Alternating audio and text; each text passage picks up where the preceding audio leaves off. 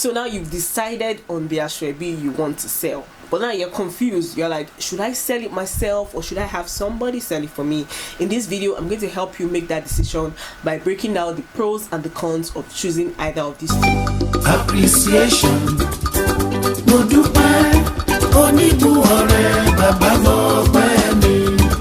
Hi everyone, welcome to another episode of Owambe Wednesdays. My name is Damie, aka the Owambe Queen.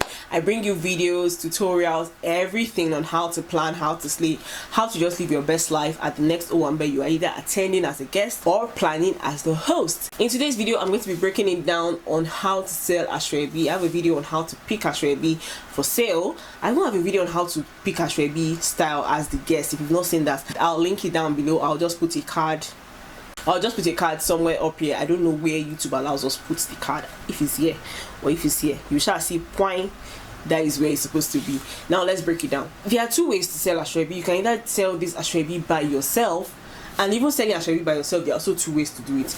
Or you can pick a vendor. There are people that sell ashwebi for you. They will even package it. I've shown you guys pictures of packaged ashwebi before in one of my ashwebi hauls. There are different ways. There's even one I posted on my Instagram recently. Like, if you see that box, you will think it's zero. I will load the ashwebi. The ashwebi cost about 100,000.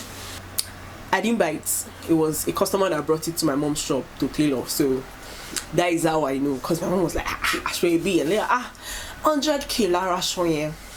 Ashomo Musiliu. It's not Musiliu, but like one popular person, you know, now they like packaging, and that pali alone.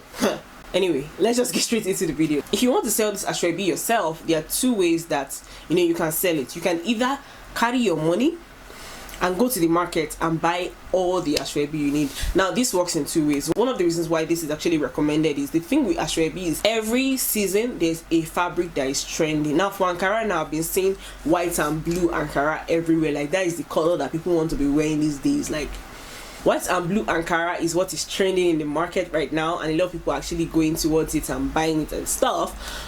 So if you want to pick ashwebi, you need to actually be sure with your vendor, that's whoever is supplying you the ashwebi, that this ashwebi will be around for, say, 6 months. They won't run out of supply of this particular ashwebi. You're asking why? It's just simple. Because when you start selling the ashwebi, the thing with ashwebi is you never can determine. You can say, oh, I'm ashwebi. That is, people will buy and people don't buy. And you say, oh, this fabric is not nice, people won't buy, and they may rush it. So you want to confirm with your vendor first that this thing that I'm picking, do you have 100 yards for the next 6 months just for me?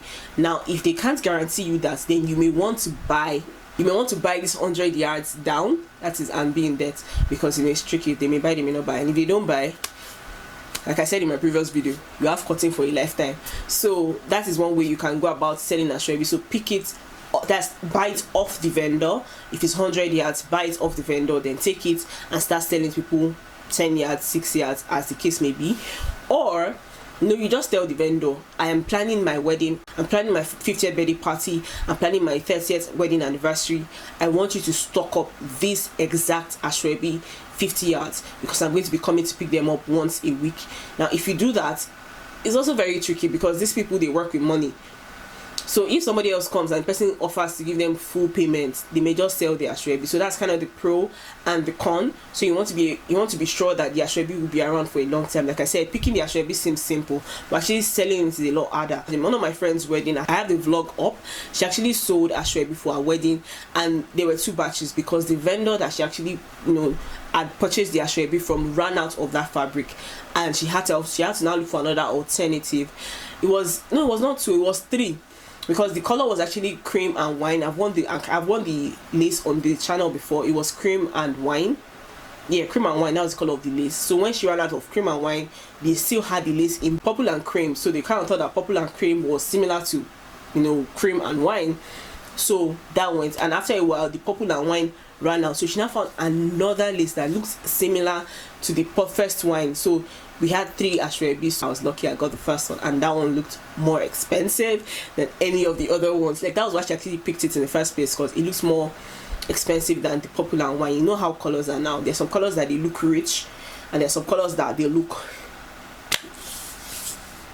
You get what I'm talking about? So you want to confirm with the vendor that they can provide you with at least 50 yards, depending on your guest. Anyway, if you expect that people will buy 50 yards, you want to be sure that the vendor can provide you with 50 yards of asoebi. So that's one way to sell it by yourself. You either buy it off the vendor, or you give the vendor a down payment and then you go and pick it from time to time. Let's talk about running costs in the long run of either of this. Now, if you choose to now keep the asoebi with the vendor, whenever somebody pays you, or what you do, I know what some people do is they do like in batches. So like every 2 weeks, whoever has paid for asoebi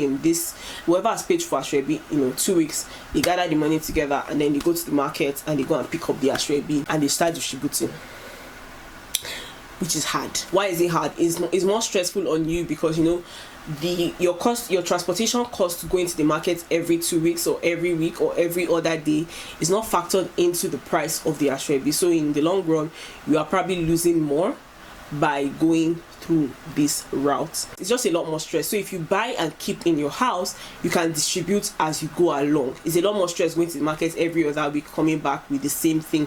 Now, if you can get your friends to all gather their money at once and give it to you to go to the market once, it would mean the world because it would save you a lot of stress. But if you can't, then you have to make do with what you have. Now, which brings me to the second way you can sell asoebi, which is through an asoebi vendor. I find this is less stressful to do. For me, like I always say in all my videos, you have to find ways to delegate stuff, because when you are planning your wedding, when you are planning your party, you have a lot to think about. Going to the market every other week to buy asoebi is a stressful thing to do, especially if that is the only thing, if that is the only reason why you are going to the market. Do I recommend this? Yes, I recommend that you go through an asoebi vendor. Now, who is an asoebi vendor? An asoebi vendor is somebody that specializes in importation, selling of asoebi. Maybe not importation, but selling of asoebi. So what they do is they take the stress off you.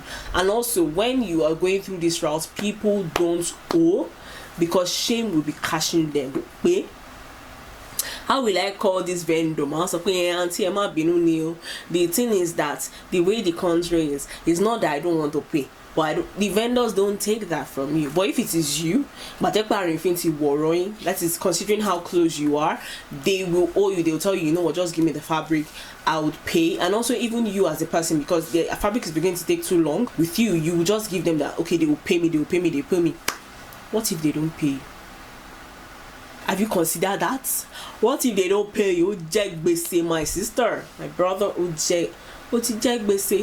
my baby girl, hey. Going through the vendor makes things easy. So what you just do is you draft out your message saying, oh, this is to cordially invite you to my wedding, hashtag Boltiyekori Beno Luri 2023-2084. And then you say, if you want to get the asoebi, this is the price, and you call this person, reach out to this person to pick up your asoebi fabric.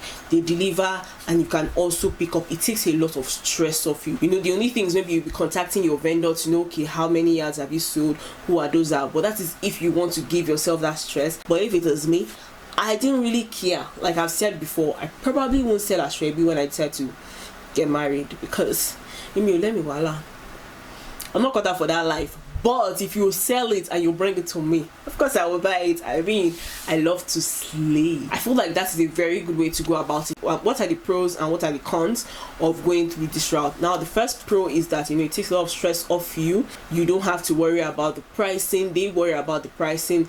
And speaking of pricing, sometimes you go to the market and you try to get an asoebi, and then they say, let's say for instance the asoebi is 10k. You have factored your transportation, you have factored your souvenir, and you drop it at 13k.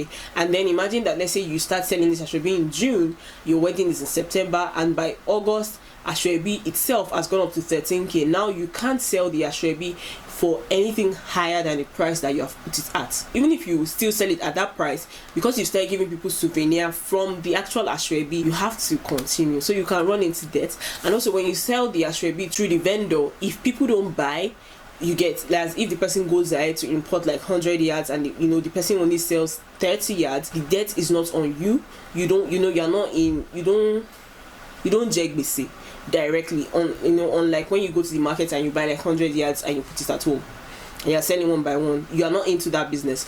If the person runs short, say the person had planned to sell 100 yards and the person sells 70 yards, there's a high chance that they will still sell it because it is their business. So people will still come around. And the thing with colors is when the color is in trend, you know, the fabric will go. Just like when onions was in trend, people were, you see that onion color, Osumi. Odi level con, I say if anybody should pick this color again, Egbani Mafino. I got tired of that onion. So imagine you had an Ashwebi color onion and the person sold short. Next wedding, they are still wearing the same onion color. I can bet you everybody that goes to wedding and buys Ashwebi has onion color in their wardrobe. So, you know, whatever form of shortage or loss is being burdened by the actual vendor. Also, if you want to sell the Ashwebi by yourself, I forgot to mention, you need to factor in a few things like your transportation and the souvenir. Do not sell Ashwebi at the price you got it. Even if you want to, consider your own transportation and your own stress going there. Now, this is not to say you should now make it a business, that you should now be selling the Ashwebi. Maybe you bought Ashwebi of 10k, sell it at 50k. Let your church mind tell you how much you put on that cloth, because people actually know the prices of these things. They are just buying to support you. Let me give an example. So my baby and I went for a wedding one time, can't remember when, and for the both of us, the Ashwebi, and you know, he was also a groomsman, everything came up to a cost of about, I think, 45,000 naira. He and his friends, you know, if they had babe like me that they also bought Ashwebi for and stuff. And these guys, you know, they felt ripped off, because in actual sense, everything we're buying was not supposed to be up to that amount. If you're going to put 5k on Ashwebi and everything, or 10k, that is a reasonable price. But putting like 20k on it, I'm sorry, don't expect gifts after that, because people know that you are ripping them off. So if you're selling Ashwebi by yourself, do not rip people off. People are only buying this Ashwebi because they care for you, they love you, and they want to make your day beautiful. Thank you so much for watching this episode of Owambe Wednesdays. If you found it helpful or you enjoyed the video in general, hit that like button, share with a friend, drop me a comment on your experience selling, planning, buying, picking Ashwebi, and let's help people in this community make good decisions when it comes to picking and selling their Ashwebi. Join me next week for another episode of Owambe Wednesday. Subscribe to the channel, check me out on social media. I am at Damiesdiary across all platforms, and I'd love to see you on my Facebook, Instagram, Twitter, all of that. I'll see you guys next week for another episode. Bye.